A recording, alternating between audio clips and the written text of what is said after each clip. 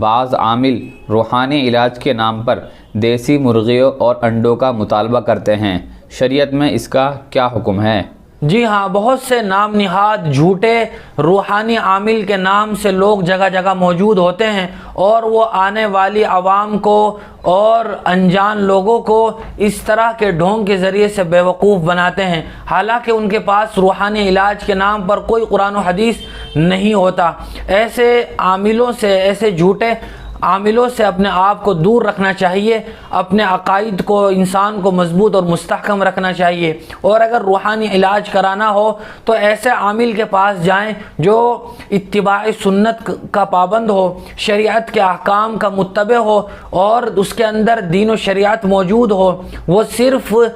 برائے نام عامل نہ ہو۔ تو اگر ایسے عامل سے علاج کرایا جائے تو کرا سکتے ہیں، لیکن ایسے ڈھونگ رچنے والوں سے اپنے آپ کو دور رکھنا چاہیے۔